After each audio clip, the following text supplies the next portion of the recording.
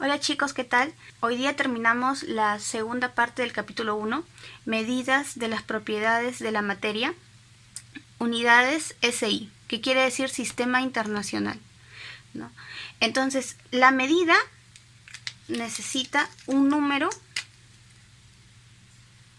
y una unidad, ¿no? Las unidades en el sistema SI o internacional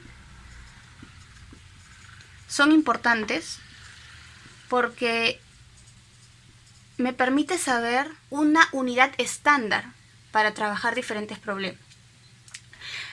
El autor propone un problema justamente que surgió, ¿no?, debido a eso. ¿Qué pasó, no? La NASA lo que hizo fue mandar una nave a Marte para explorar, ¿no?, qué hay en ese planeta. Esta nave se llamaba el MCO, por sus siglas en inglés, que es Mars Climate Orbiter. Pero resulta que hubo un problema aquí de unidades, ¿no? Resulta que el ordenador de la Tierra, acá está la Tierra, supongamos,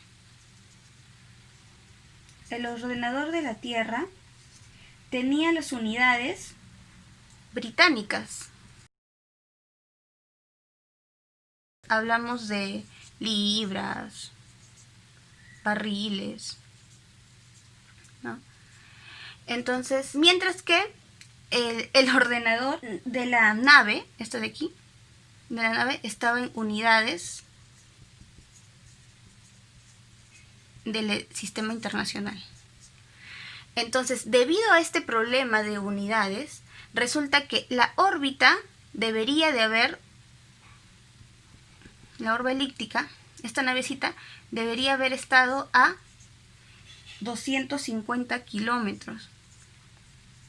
Sin embargo, su verdadera ruta fue 56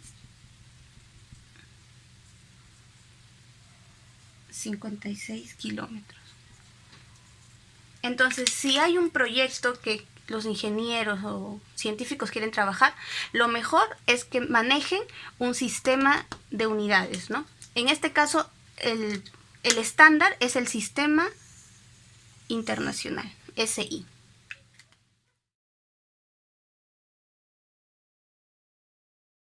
En el sistema internacional, la longitud se mide por metro. Ya habrás escuchado seguro que el metro característico antes era una barrita de metal que se guardaba en un museo, ¿no? Pero bueno, debido a que los metales se dilatan, ¿no?, con la temperatura, ¿no?, entonces no es un metro perfecto. Entonces lo que se ha decidido es que el metro es la distancia que viaja la luz en el vacío en el tiempo de 1 sobre 299.792.458 segundos. Esa es la longitud del metro. La masa es la cantidad de materia contenida en un cuerpo, ¿no? Para el sistema internacional, la masa es el kilogramo. La unidad es el kilogramo. Entonces, la masa es diferente que el peso. Ojo, ¿no? El peso generalmente lo vas a estudiar así. Masa por gravedad. El peso está influenciando la masa con la gravedad. Y como sabemos, en la Tierra la gravedad va a variar, ¿no?, en cada punto en el que estés. Por ejemplo, si estás en Rusia y pesas, por ejemplo, 100 kilogramos, cuando tú viajes a Panamá, vas a pesar 99.6 kilogramos. Por 6 kilogramos. Este es un 9. Pero si tú viajas a la Luna, tu peso va a ser 17 kilogramos. Entonces, claro, tú me dices peso, pero me estás dando la unidad de masa, ¿no? Es generalmente lo que ahora se acostumbra. Si tú vas a la balanza, tú dices pesos, 100 gramos, ¿no? Pero ten siempre en cuenta que el peso está influenciado por la gravedad, ¿no? Si te pasas en una balanza acá, ¿no?, la balanza te va a botar ¿no? Estos números: 100 kilogramos, 17 kilogramos, 99.6 kilogramos. El tiempo. En el sistema internacional, la unidad de tiempo es el segundo. Ahora, la definición de tiempo, para estandarizarlo, es la duración de este número. Siglos de una determinada radiación emitida por el átomo de cesio. Cesio 133. Este se llama cesio, ya lo he puesto abreviado. Cesio, ¿no? Entonces, el segundo se define como la duración de, vamos a ver, 9.192.631.770 siglos, ¿no? Del átomo cesio-133. Ahora la temperatura. La temperatura tiene diferentes escalas, ¿no? Esta escala de acá que vemos que empieza en 0, ¿no? No hay negativos como lo están viendo acá. Entonces, esto de acá se llama el 0 absoluto. Ojo que no ha llegado ningún material al 0 absoluto. Puede ser con decimales, pero no al 0 absoluto. O un número bien chiquito, pero no al 0 absoluto.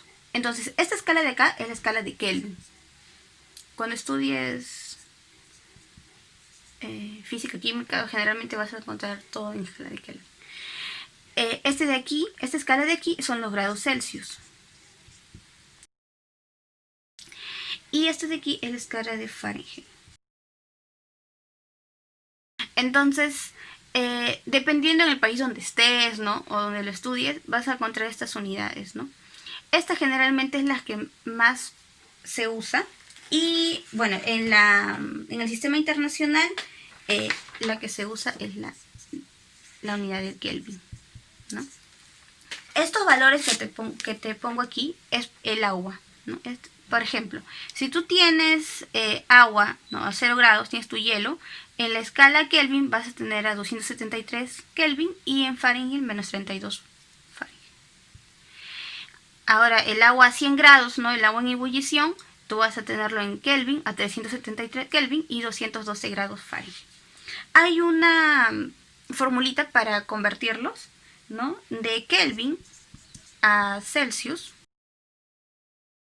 La formulita que te vas a aprender es esta: la temperatura en grados Kelvin con la temperatura en grados centígrados, ahí estoy cayendo, más 273,15. Esta es facilito, vas a ver.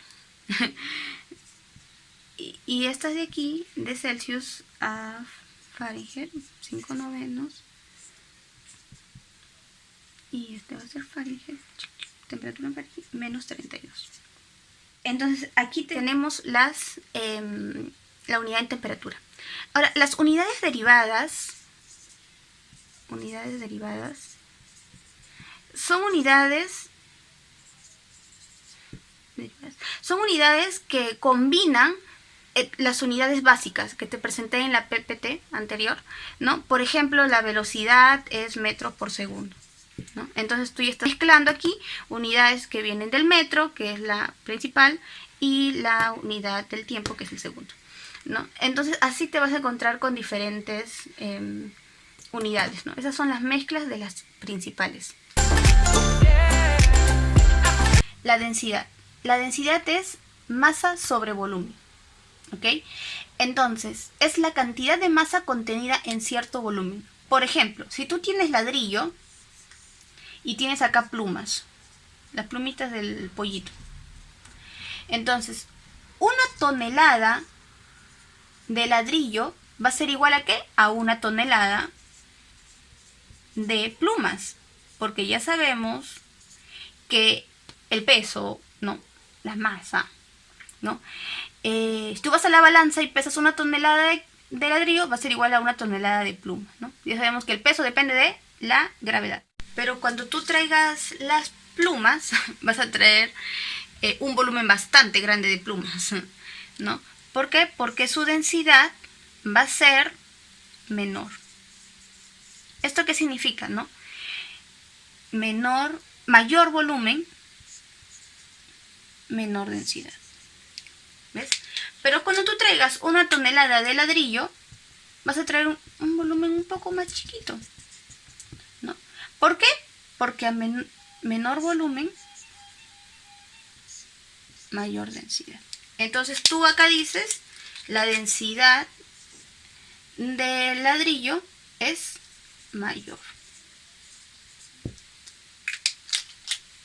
Ahora, el concepto de propiedad extensiva es que depende de la masa. Y el concepto de propiedad intensiva no depende de la masa. ¿Ok? En este caso, la densidad es una propiedad intensiva. ¿Por qué? Porque no depende de la masa, ¿no? Si tú tienes 1 litro de agua en tu botellita y tienes un bidón de agua, o sea, tienes 20 litros de agua, ¿no?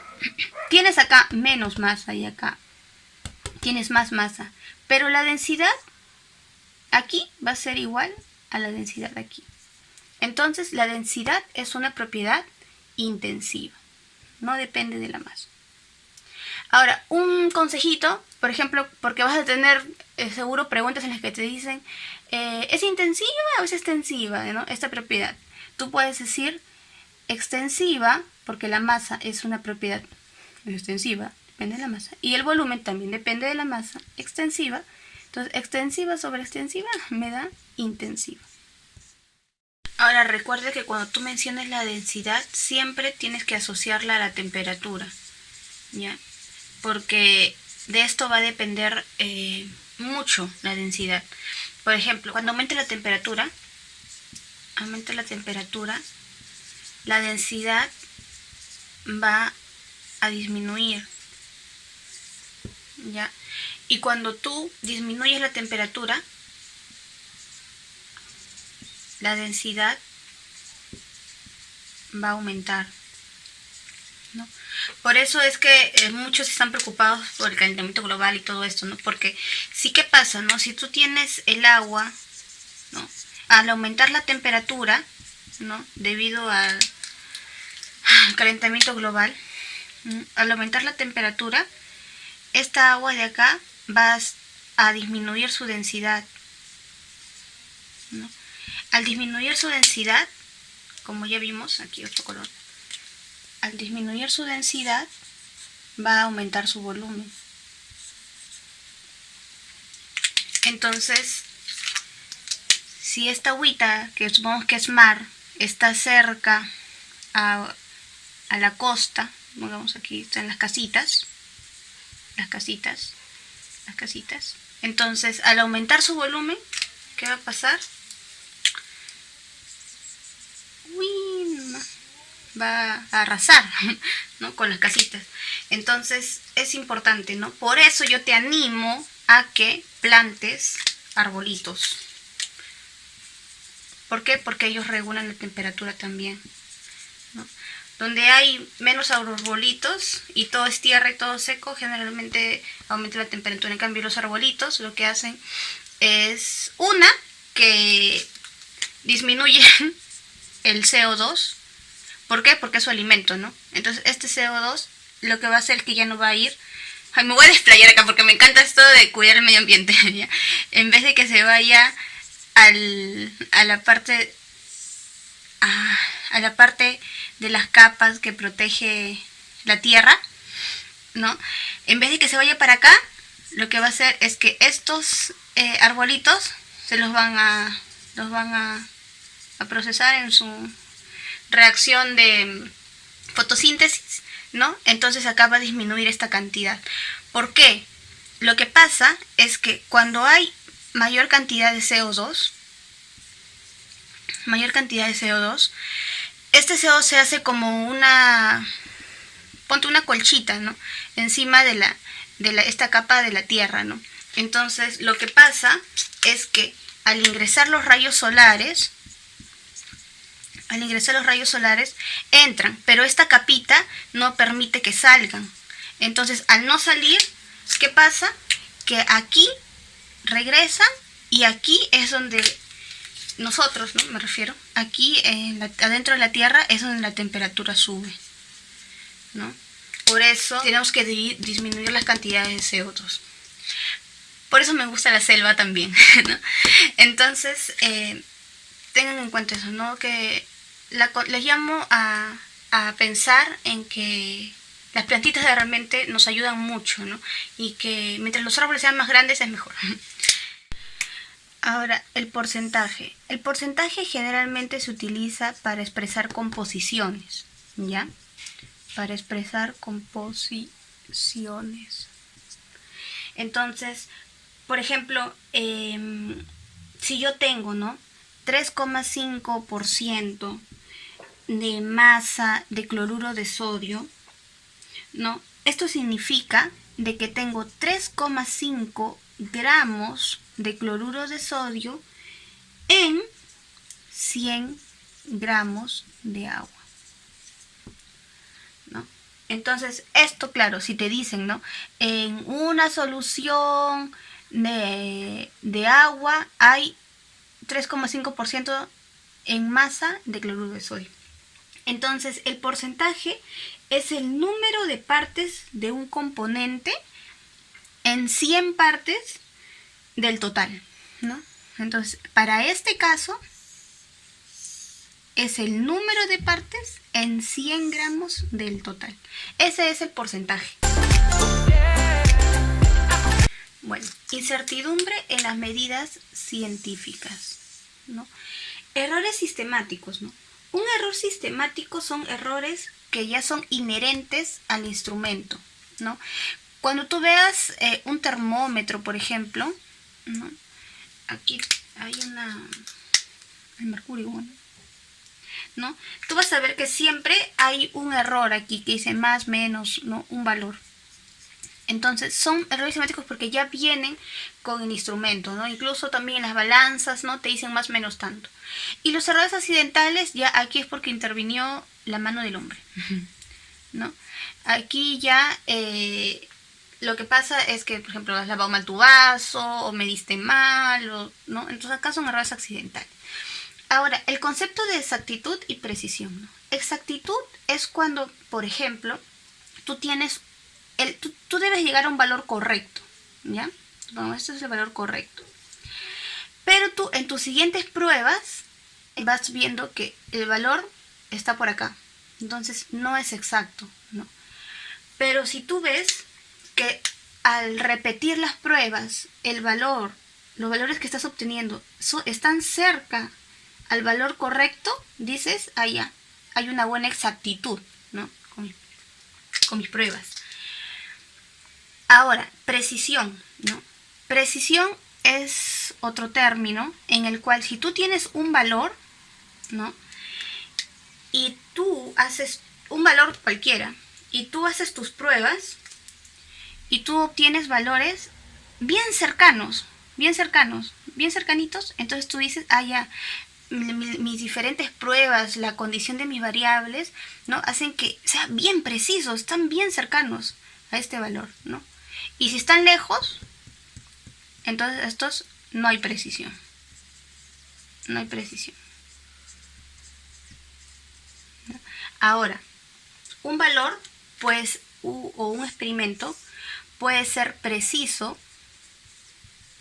pero no exacto. ¿Y esto qué significa? Que, por ejemplo, tu valor correcto está acá. Tu valor correcto está acá. Pero tú en todas tus pruebas, lo único que tienes son valores por aquí. Tú dices, acondicionando mis variables, volviendo a repetir el experimento, lo que obtengo solamente es que esto es bien preciso, porque todas mis pruebas me sacan estos valores finales, bien preciso, pero no es exacto. ¿Por qué? Porque no llego a acercarme al valor correcto. Cifras significativas. ¿Se acuerdan que hablamos de la incertidumbre, ¿no? ¿Se acuerdan que hablamos del más menos que puede emitir una medida de algún equipo como balanza, etc.? Por ejemplo, en nuestro caso, una balanza puede medir 10.3 gramos, ¿no? Más o menos 0,1 gramos. Entonces, este numerito de acá representa las cifras significativas, ¿no? Cuando tengamos números que están multiplicados por un 10 a la potencia, se van a medir las cifras significativas del por hacia la izquierda, ¿no? En este caso son 2 cifras significativas, 3 cifras significativas y 4 cifras significativas. Esta es nuestra leyenda, NS no significativa y S significativa. Este es el ejemplo que pone el autor, y para un 0, ¿no?, antes del punto decimal, es una cifra no significativa, no se cuenta, ¿no? Estos 2 ceros después del puntito son solamente para localizar este punto decimal, entonces es no significativa, no se cuenta. Los enteros sí son cifras significativas, ¿no? Y los ceros que están entre los enteros son cifras significativas. Y los 2 últimos ceros también son significativas. ¿Y eso en qué te va a ayudar? Cuando tú tengas que multiplicar algo, pues supongamos quieres sacarle un volumen a algo y tú dices cuántos decimales uso, cuántos no, ¿no? Por ejemplo, si tú tienes, ¿no?, un cubo, entonces tú tienes 4.79 centímetros por 12.11 centímetros por 5.05 centímetros, ¿no? La multiplicación de todo esto te va a dar 904 y algunos dígitos más, ¿da? ¿Ya? Centímetros cúbicos. Pero si tú acá ves que tienes 4 cifras significativas, aquí tú ves que tienes 4 cifras significativas, y aquí tú ves que tienes 3 cifras significativas, lo que vas a hacer es solo dejarlo con 3 cifras significativas. Entonces, 3 cifras significativas. Entonces, esto va a ser importante cuando quieras hacer ese tipo de ecuaciones, ¿no? Siempre recuerda que vas a tomar la menor. En el caso de la suma de las cifras significativas, la regla es que en sumas y restas, ¿no?, el valor total va a considerarse la cantidad de cifras decimales como la menor de las cifras decimales de los sumandos. En este caso, esta es la menor, 1, ¿no? Entonces, de todo este número, al final tú vas a elegir 10.004.5. ¿Ok? El redondeo, eso también es importante, porque si tú tienes, por ejemplo, un valor de 15.378, pero tú quieres redondear a un decimal, ¿no?, entonces tú te vas a fijar en este número de acá. Si este número de aquí es mayor a 5, 6, 7, 8 o 9, entonces al redondearlo vas a tener 15 puntos y a este numerito le vas a sumar 1, ¿no? Entonces sería 4. Por el contrario, si tú tienes 15.328, entonces y tú quieres redondearlo a un decimal, igual, ¿no?, te fijas en el que le sigue. Pero este de acá es menor que ellos. Como es menor que ellos, se queda 15.3, ¿no? Por eso es que acá, mira, si ves, acá había 10.004.538. Entonces, al redondear, porque no queremos estos dos decimales, entonces hemos visto que el 3 es menor que 5, 6, 7, 8, 9. Entonces, por eso lo dejamos 0.5, igual. Eso es todo el capítulo 1, chicos.